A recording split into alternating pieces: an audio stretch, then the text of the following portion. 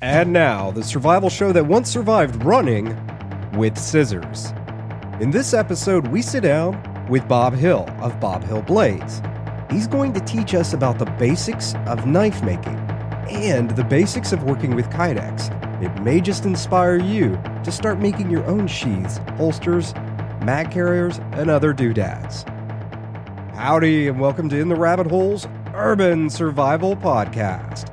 This is episode number 167. I'm your host, Aaron, and you are in the rabbit hole. Safe and sound.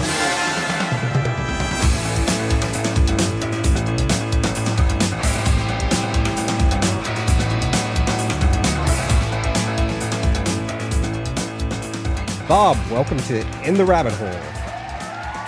Hello. How are you doing tonight, man? I'm doing very, very well. Fantastic. So, who are you and what do you do? Principally, I'm like a small business owner, and then part-time I do blades, tool making, fun stuff like that. Awesome. Well, that works out well because we're going to talk tonight about knives and Kydex sheath making and all that fun stuff. I know there's a lot of people, probably more people that are quick to want to get into the Kydex than the knife making, but we're men and we're boys and we love knives and shiny and sharp and pointy things. So, well, you'd be surprised on the ladies. I was going to include the ladies. Kitchen knives. Yeah, and all of her friends have come in and made knives with us. So, very cool. The ladies, and they do an excellent job. They have a very clear idea a lot of times of what it is that they want. Oh, interesting. Okay, all right. Well, cool. Well, so how did you get into knife making in the first place? I want to say both my grandparents were tool and die men. Ah. And as a little kid, I don't know if it was punishment or education or whatever, you would go and you would work with them. Starting at age 9, I'd be sharpening tool bits and doing things like that. And if I did all my work, they would let me like machine things or do things. And of course, as a kid, you wanted knives and fun stuff to go camping and things like that. So the grandparents or my father would help me make knives. So you've been doing this a while now. Yeah, I feel old. I think the first knife I did by myself from scratch, I was probably 9. And that'd be the first one where, there was some forging involved, grinding, shaping, actually doing the heat treatment myself, stuff like that. So, yeah. So if somebody is not going to grow up with two tool and die makers, how does a person even go about learning to make knives? Like, where do you even start? Actually, what I would suggest to a lot of folks, a number of the supply companies, professional companies where they actually host grind-ins or hammer-ins. Okay. There's clubs that host those. A buddy of mine, Mike Stewart, he owns Bark River Knives. Mm-hmm. He hosts 3 grind-ins a year. And you can go in and see the full process of how they make a knife. And you go in and you actually make a knife. You do as little or as much as you want. I go up actually for one of them every year to be social because a lot of professional makers actually come in. We come to hang out and chit chat, talk about new things, and just abuse each other. So what is the learning curve like on making knives? The people that I've had come here to my shop to learn how to make, being able to do the grinding and shaping well to really achieve what it is that they envision in their mind, it can take a few blades. But the actual getting something functional might not be pretty, but it'll actually get the job done. Not that bad.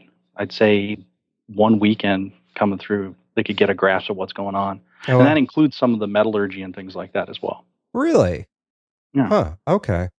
And I guess you can, as we were talking about before we started recording, it's very easy to get deep into the weeds very quickly when you're getting into metals and things like that. But so are you saying that like the actual startup of it's not that hard? It sounds pretty quick. Yeah. I mean, I was showing one friend of ours that you could make a knife with just files. He didn't believe me. I came up like action filing, you're using hand files to fairly high tolerances, like thousandth of an inch and what have you. I filed out a small like drop point hunter on a Saturday. You say you filing it out. What does that mean? Meaning I cut the profile, I filed the bevels, and basically had it ready for heat treat in a day, just using hand tools, no power tools. Oh, okay. So you Wait, just took. I did use a drill to drill the holes in the handle. Sorry, that was a power tool. So this is just taking a blank, basically a blank piece of steel, using hand tools to do all this. Yeah, yeah. It would be what you'd call stock removal, where you're not forging, you're just taking away anything that doesn't look like the blade from a piece of steel. Mm-hmm. So where does forging come into it then? Forging is nice if you want to be efficient with the materials. It also can be very helpful if you know what you're doing with the heat treat and things to actually refine the grain structure. And if you're going to keep it, a lot of the guys who forge they'll anneal out any of the grain structure that they create into it, and then they just grind it and shape it, and it ends up being as if it was a homogeneous piece of steel beforehand. That's getting into the weeds where you start talking about, okay, how you would use different steels, whether it's blue steels, white steels, things like that. But the forging, you can really go fast in getting the material shaped if you want to be efficient with it. Like if you have a bar of material and you need much more mass of material if you're doing stock removal to achieve certain things than you do if you're forging. Mm-hmm. Bob, let's take a quick break for this message. Listeners, ITRH is kept on the air by support from listeners just like you. Visit itrh.net today to find out about the cool survival benefits ITRH Roving Horde Armada members get. Again, that's itrh.net. Now, back to Bob. So, as far as, and I guess to back up for a second, since we got into it in lay terms, why is getting the grain consistent important? Because I know people hear that often, especially if they start shopping for a knife and they start doing things like looking at the powdered steel knives and things like that, that it's like, oh, it's got this buttery smooth grain. Why does that even matter? Yeah, and they're not even going to see it. That's going to be the polish and the finish. I think of the grain, like I'll make chisels, like wood carving chisels for people that have to have a degree of spring. And the way that I'm doing those, I want the grain structure a certain way so that they'll be strong when they're flexing and doing things. It depends on the tool and the application. But most knives, if you take a look at, like I was talking about Bark River knives, he'll run the gamut in a variety of steels, and he'll pick his steels based on the knife that he's creating, whether toughness, hardness, how stain resistant it needs to be. Basically, the heat treatment, refining the carbides, that's all that they're going to care about, and that gets the job done. The forging, unless you're doing certain high-end stuff, the benefit, it's like that last 5% of performance that you're trying to achieve, which you can get. But I think for people, if they're trying to get into it, that's not something that they're going to be shooting for right away, let's say. So as far as getting tooled up, because we talked a second ago about like just with files, but when you're trying to set up a little shop and trying to get into knife making, like what is a legitimate set or reasonable set of tools that someone would actually have to get just to get into knife making as a hobby? If they wanted to go out tomorrow and they read a few books or went to a grind-in or something like that, what's the upstart like with tools? If we're talking forging, I'm a big fan of the gas air forge. I know a lot of guys that are charcoal fans. Gas air forge, you can build your own for about $50-$60. Getting a good anvil, though, well, that can be spendy. You need to have a good anvil and a good base, and then you're going to buy a ton of hammers. You'll just evolve into it. But if somebody just wants to do a hobby where they want to do stock removal, really you could get away with, I don't want to say like a low-end grinder, but you need some kind of a belt grinder to be able to remove material and shape the knife, grind the bevels, basically take away all the material that isn't the knife. And you'll use that on everything from, if you're doing leather or Kydex sheaths, you'll use that to sharpen the knife if you have a good variable speed one and the appropriate belts. It's the tool that you use the most. I built all my grinders just because I wanted something particular, but there's huge varieties of them out there. I would be looking at the 2-inch by 72-inch belts are the standard.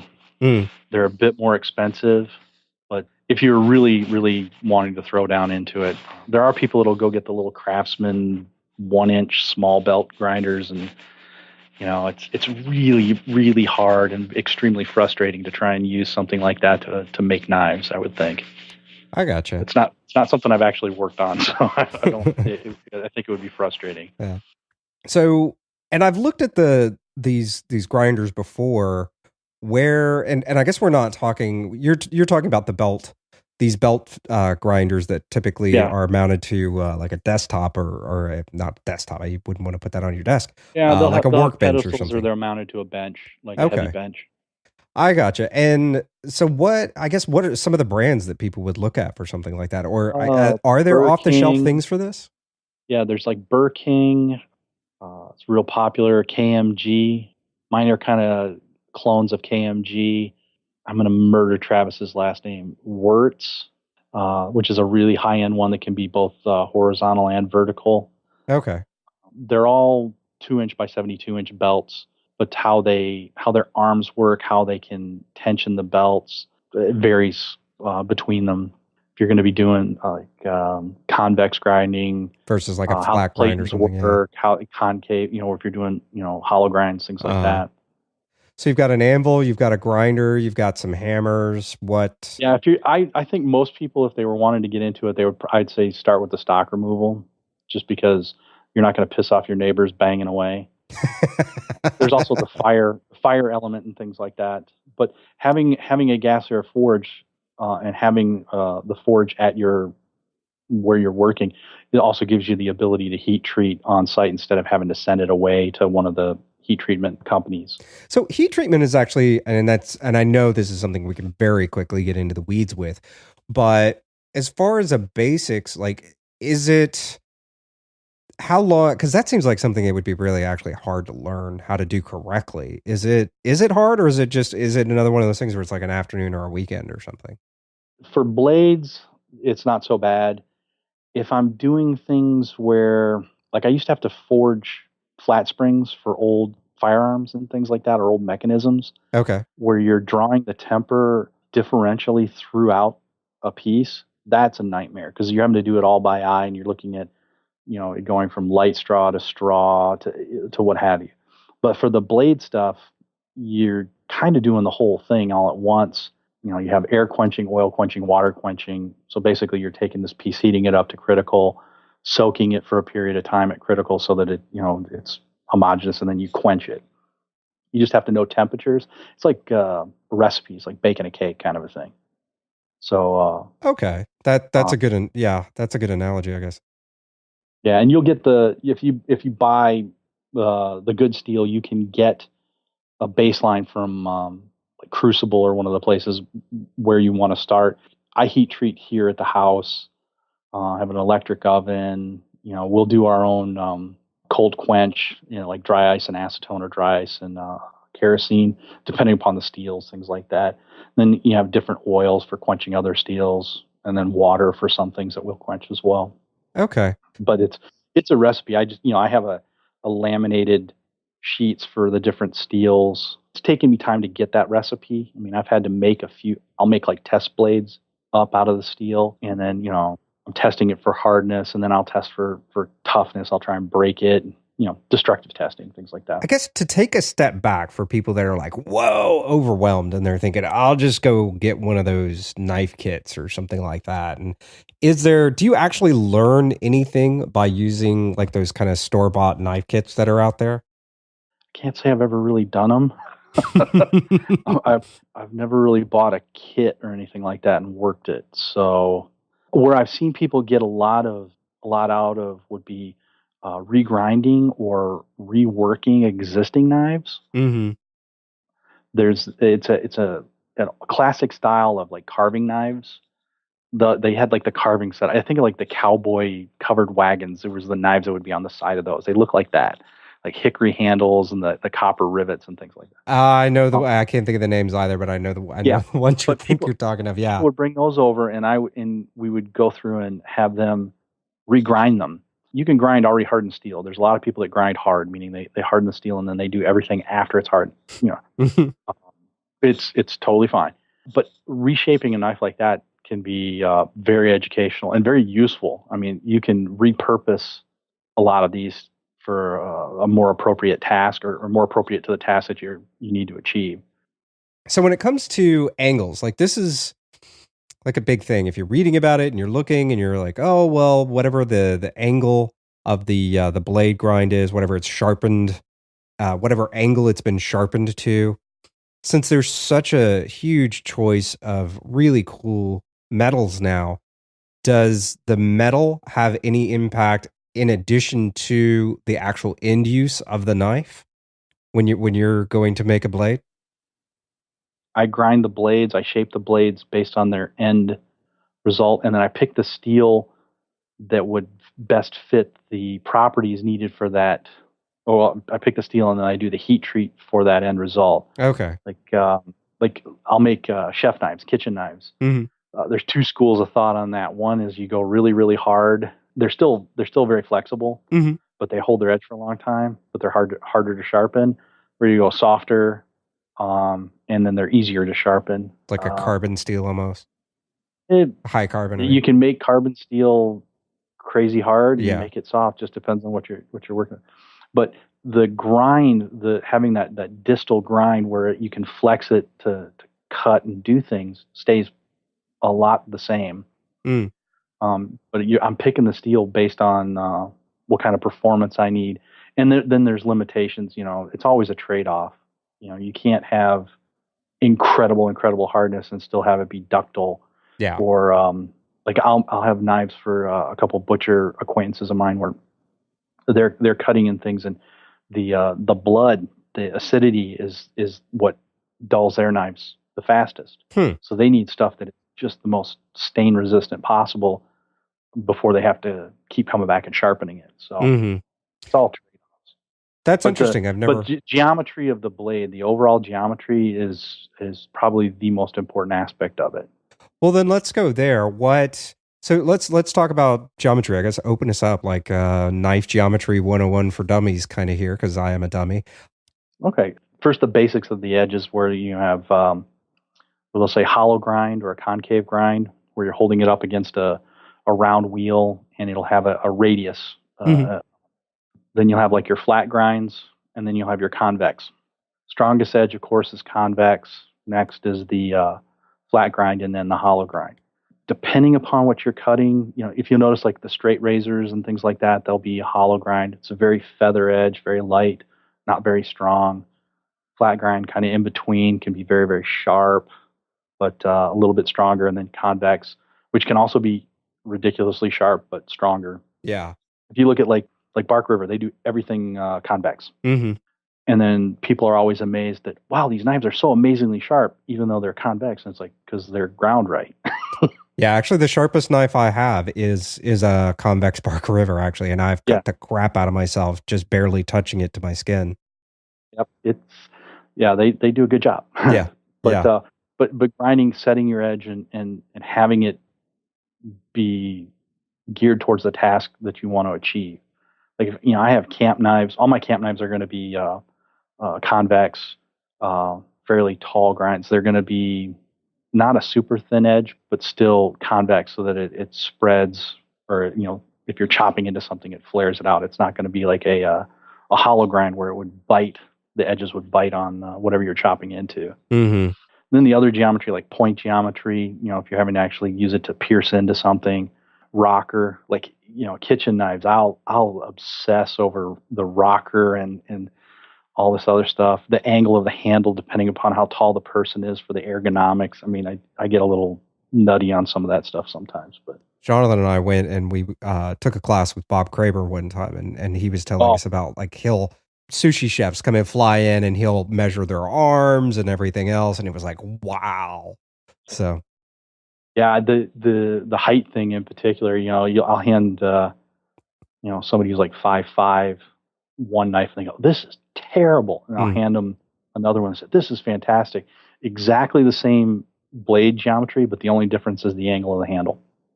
Oh, interesting. Wow. Okay, it makes that big of a difference. Yeah. And it makes sense, because it ends up you're doing, pretty fine movements most of the time with a knife. Hopefully, you're not just like hacking away at something. Yeah. And I guess it ends up becoming an extension of your hands. And just like if you've got like a bone or something out of, if you were to have a bone out of whack in your hand and at a goofy angle, things would be weird. Like I have short thumbs and it makes my life miserable. So that geometry, that makes a lot more sense there. And I guess that's when you get into the different point types, and not to get too deep into the weeds with it, but what differentiates one from the other as far as use and where does that go? If I'm going to be using the tip to pierce or slice, or you look at like the classic Loveless design, the drop point hunter. That's a perfect profile geometry for working on animals. Mm. That geometry works. You could take a bar of mild steel, grind it, and sharpen it with that shape, and you would think it's great Mm. if you're using it for that task. If I was going to be using it for trying to stab into something, like open things up, maybe not the best blade geometry. I always look at the task, or what it's being geared towards. I mean, the big ones we've been doing a lot here lately are, we call them sheep's foots or Warncliffs. Mm-hmm. They're like kind of a cross between the two, Oh, between okay. a drop point, little bit of a rocker, but they're very useful up in this neck of the woods for a lot of folks. I got you. That makes actually one of my daily carry knives is Benchmade, which is their modified sheepsfoot, and I love it because for its purpose, for most utility things, I don't really need a sharp, pointy tip. I'm not going to go around stabbing Mm. people on a regular basis. So really, what I need is a nice, sturdy tip that Open boxes. that I'm opening boxes with, and that I'm not going to turn around and stab myself, which, from what I understood about a sheepsfoot is that was the original intent because it was made Yeah. for sailors, on unsure footing trying to cut ropes. Yeah, the Warncliffe, and then they'd have their Fid or Marlin Spike and things like that. Yeah. So where does because I actually never understood the Warncliffe. It has a pretty it's pretty pointy, or it can be, I guess. What is its real purpose? I don't know the history of that one. My old man was a sailor. He would always say, it's good for this task, it's good for that task, but I have no idea on the history. Oh, okay. It's interesting. So much of the blade geometry, from what I was able to tell, like especially when you get into the tips and things like that, just the tips. I had to fit that in somewhere. Oh, yeah. There's so little information out there. I mean, there's people go, oh yeah, this is good for that, but there's doesn't seem to be like extensive information out there about it. There was an interesting. I was in England a few years ago, and they were looking at these billhook knives. They're like gardening knives, Okay. and you could tell where a person lived within like a square mile by what type of billhook they had, Huh. because Wow. it was that. Well, we always made them this way here, and Uh-huh. if you're like, well, why was it made that way? Nobody knows. Huh. That's And really neat. all over the island there, and you're just like, wow, that's kind of crazy. That is really crazy. Huh. To change things off knives for a bit, let's get into Kydex, because Kydex, it's everybody loves their Kydex, or if they don't yet, they will at some point soon. And I guess in simple terms, why do you think Kydex has caught on so much, and so many people are kind of ditching their leather holsters and leather sheaths and going for Kydex? One's cost Mm-hmm. and time. Leather takes a little bit more time. Me personally, I'm kind of a water dog. I'm in and on the water a lot, and I have lost knives. The worst one I ever lost, Boundary Waters, one year. It basically rained for 10 days while we were out, so we were soaking wet, and my leather sheath, my belt sheath, got so soft that the knife just actually fell out. Huh. You're like, oh no, it's gone. Mm. So I don't have to worry about that with the Kydex if I'm soaking wet. But cost, the leather costs more. I make combination sheaths where the straps and the loops are made out of leather, but the sheath itself is Kydex, and the leather costs more than the Kydex by like fourfold. Oh, So, wow. but Kydex, you can be pretty flexible with it. It's fast. I mean, I can make a good sheath in 15 minutes. Mm-hmm.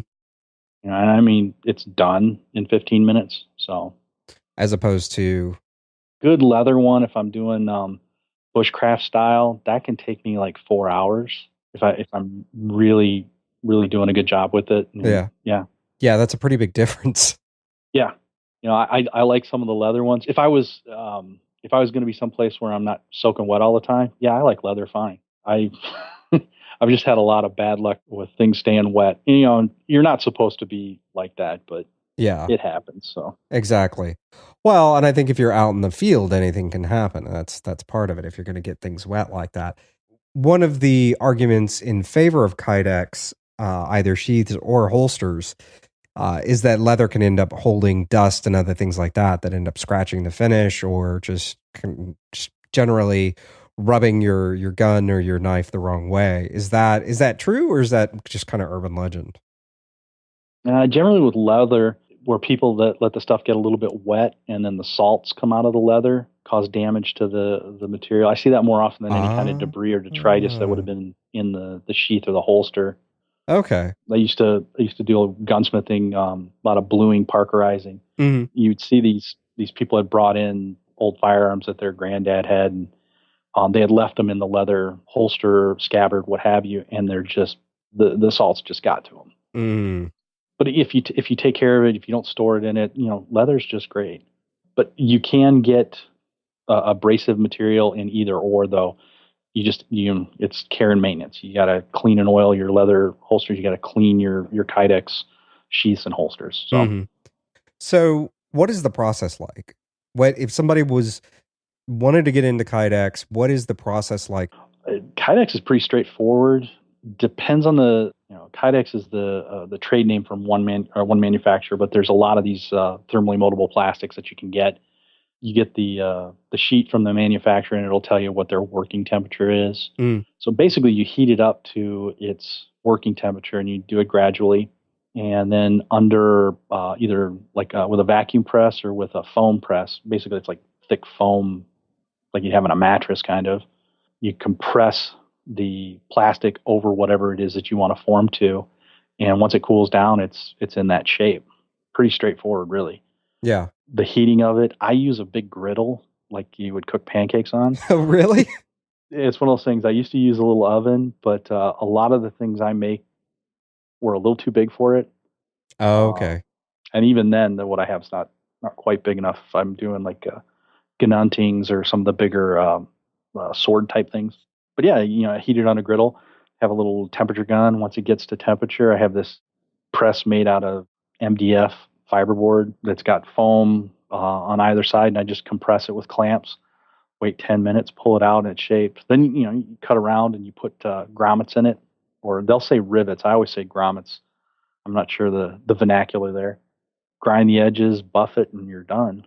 Hmm. You might have to relax it with a heat gun, but it's pretty straightforward. It's not there's got to be tons of videos or something online for it.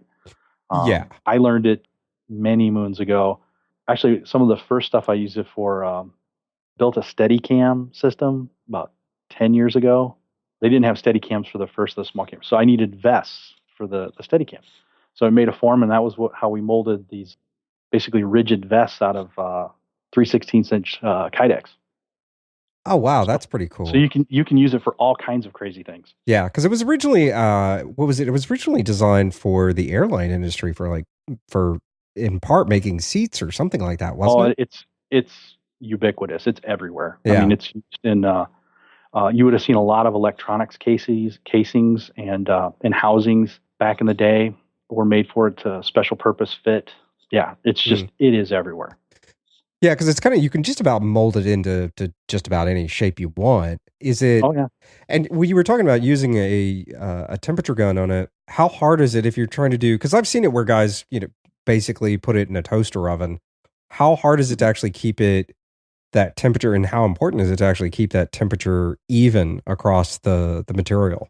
You can get it too hot and affect the finish. It'll get shiny, Mm. or you're not hot enough and it won't form well.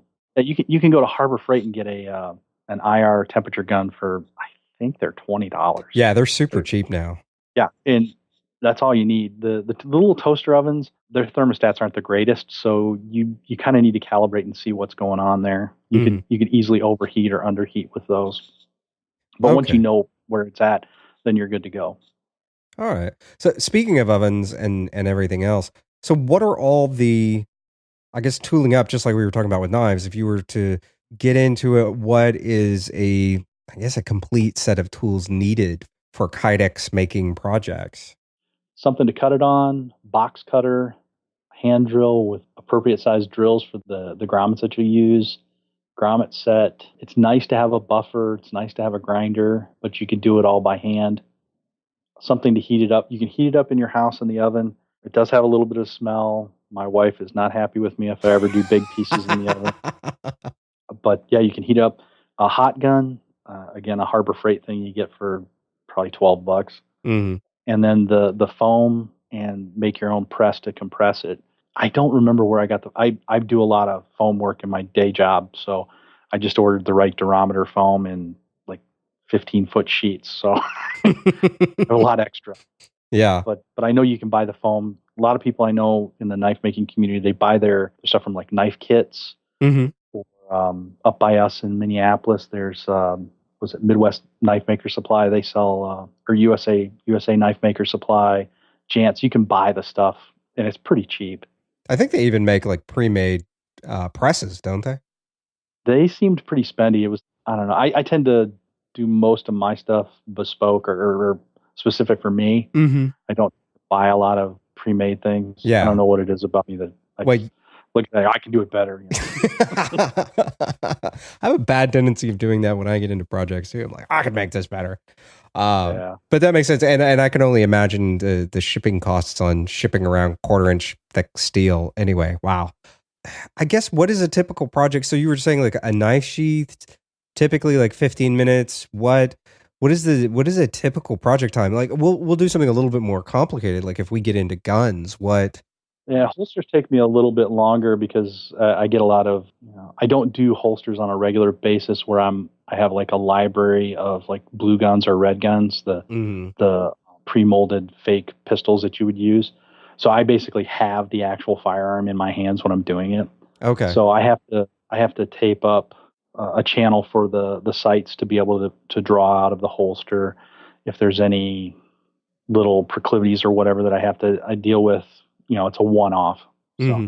but I'm masking and I'm making the positive, the mold to fit to. So, like if you're doing a revolver, you have to do a lot to make that so that it's able to be drawn after the fact. It's Yeah. not like a knife where it's pretty flat and even, where all you do is you just relieve a little bit of around the handle, and then you can pull it in and out easily. So what is the build time on like a typical holster, like average? I did a horrible, horrible Ruger P85 recently. Okay. I don't know if you're familiar with that pistol. Yeah. It's like a 2x4 in your hands. Uh-huh. That one took me about an hour. That was Monday night. Mm. So, but that one was, it's just so big and clunky, and having to tape everything up. None of the tape would stick to it. But that was in a curved press. I made a press out of 2x10s. It was 2x8s or 2x10s that are cut in a radius, Okay. so that when you press it, it actually presses it in a radius. Hmm. You can do it in a flat press too, and then bend it after the fact. I just do it in a radius press because I have it. Mm. But yeah, it's principally the same thing as the knives. It's just it takes a little more prep work because the object's a little more intricate. Mm. Because I'll do Kydex for the multi tools Hmm. or magazine holders or flashlight holders or things that you're not actually wearing on your body, stuff that you might mount to a wall or in a vehicle, like to hold something. Yeah. Because you don't necessarily have to be using Kydex as something that you're wearing on your body. Yeah, I mean, Those, I guess that makes sense. As we were talking about, you can mold it into just about anything, and I think that's the beauty of it. A lot of people think of it only as, for holsters or for knives or even yeah. perhaps magazines, but I mean, you can make it for all kinds of stuff. Oh yeah, absolutely. I mean, sticking with like knives and guns and stuff. The people get these chest rigs Hmm. for carrying ammunition. I was making for acquaintances of mine little plates of Kydex that had Velcro on it, so they could put shotgun shell carriers on it, I guess. Oh, neat. So, but they fit right on their, and then it gave them a rigid surface to mount their shotgun shell holder thing that they would slap on the side of their shotgun. Hmm. So you use it there. Use it in bags, like where I'll form for like carry bags or tote bags, I do a lot of sewing and stuff as well. So, Mm. but using it as forms for that, it's super useful. Stiffening up my boonie hat because I'm on the water a lot and I Mhm. need to have coverage from the sun because I burn. So I have Kydex in my hat to keep it, have really thin Kydex in spots to stiffen it up so it stays Mm. out. You can use it wherever, where, just be creative. Yeah, yeah. Just make it into just about anything, as you said. That's really cool. And I guess as far as you're an awfully handy guy, but for the average person who isn't totally all thumbs but close to it, what is the learning curve on working with Kydex? Is it just pretty simple? I mean, you watch a few YouTube videos and away you go, or I think the failure mode for most people when they're learning is they don't manage the temperatures right. Mm. And then after that, if you get the temperature right, and give yourself room, like extra material as you start out, most people do really well. I have friends come over here to the shop, and it's almost like like the medical community where it's like show it, do it, teach it. Yeah. It's pretty much like that. By the time they're doing it to teach it, they could go and do it. Hmm. And there's times where I'm busy and I'm calling friends over and said, "Here, you need to make this for me so I can get caught up." So So speaking of getting caught up, you have a knife shop, a little knife website and everything, as we've alluded to several times. Terrible here. website. Okay, well, you have a terrible website, but you do have a website, and it shows some pictures of knives and stuff on there. How do people get in touch with you and check out your work, and maybe even order a knife from you or something? How do people get with you, man? The best thing's through the website. Contact through the website. Okay. I'm notoriously bad for not taking pictures. When we were talking about making that holster for that P85, I get stuff done and I'm so excited to give it to people. I run and it's either I'm throwing it in FedEx or I'm physically taking it to them, and then I get back and I didn't take any pictures.